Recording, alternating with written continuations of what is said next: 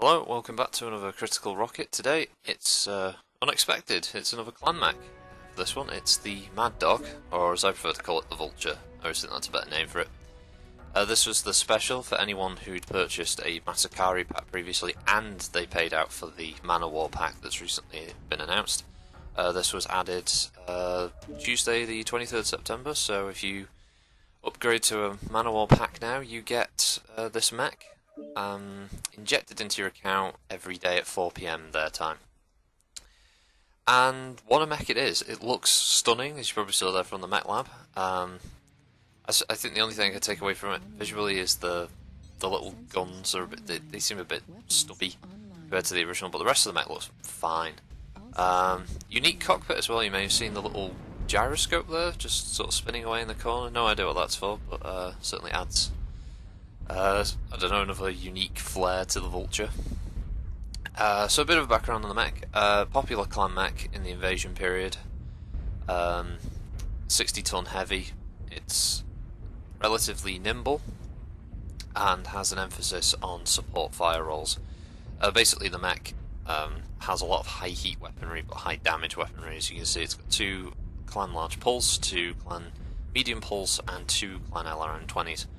Ammo is always a bit of an issue. Obviously on the tabletop the ammunition wasn't an issue, but in this game you chew through LRM ammo so quickly.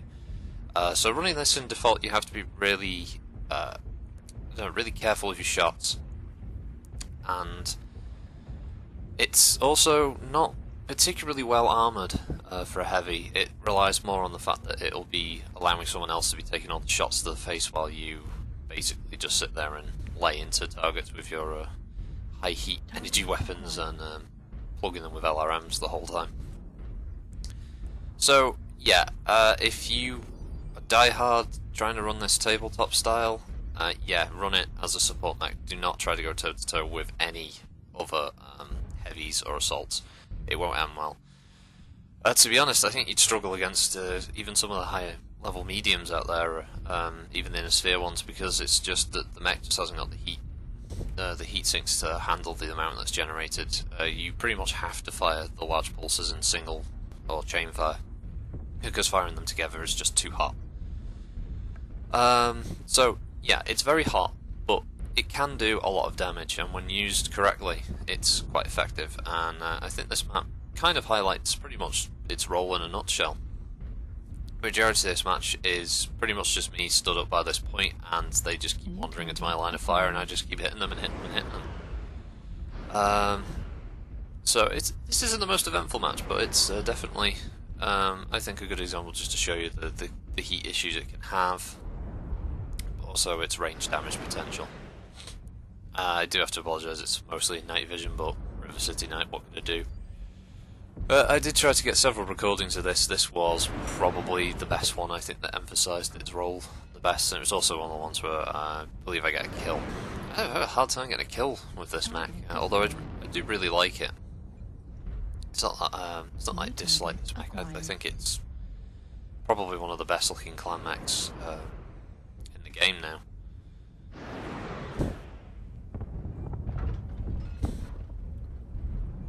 But yeah, anyone who's seen the original cartoon, this would have been one of the main bad guy clan mechs, piloted by Star Captain Kristen Redmond. She was always rolling in her Vulture, and I think this is where my original sort of like with it came from, because it was in the cartoon. The same with the Thor and the Awesome, and although they're not in the game yet, the Axeman and the Mauler and the Bushwhacker.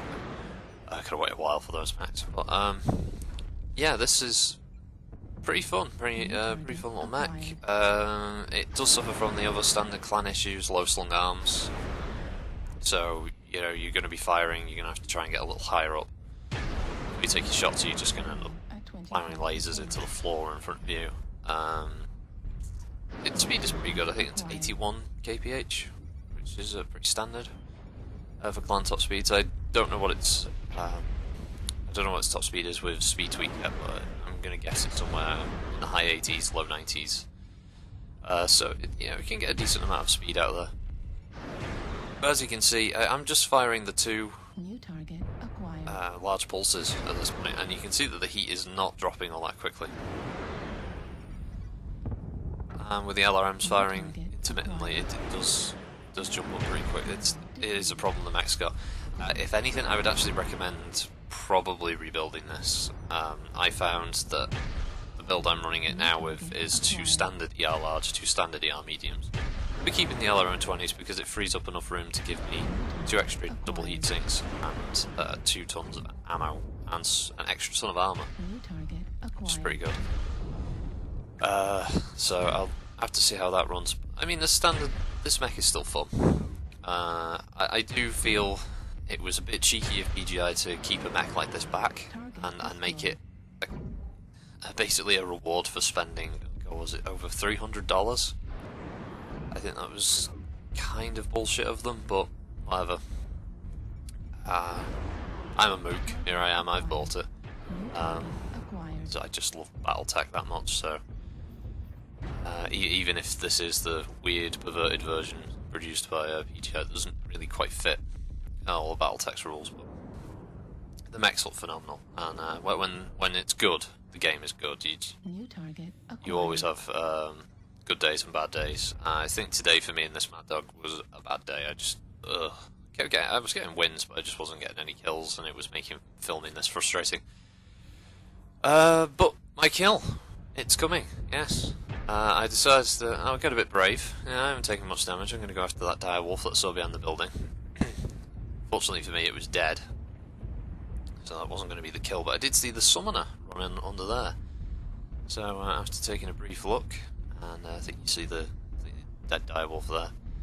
So swing around, and let's have a quick look. And I'm assuming this guy's in the car park, or the tunnel, whatever. So I slowly sort of creep along there, and next thing is he's above us, and he's firing at the general of my team. And even this like brief fight, I still take a fair amount of damage. It just shows you the Vulture's relative fragility. Here we go, he hasn't quite figured out. Trying to get that torso. Yeah, blow his right torso off. Core him. You can see my armour's already quite badly beaten. And eventually bring him down. More shots. There we go. Hey, you got a kill, and my right torso's opened up, so yeah, that's another thing. If you lose your right and left torso, you're pretty much out of weapons on the Vulture, so just be aware of that. But yeah, here it is, the Mad Dog. And yeah, I find it quite fun. It's a cool mech. I'm sure there'll be lots of very, very powerful meta builds coming out of this within the next few months. So thanks again for watching, everyone, and see you in the next video whenever I get around to doing that.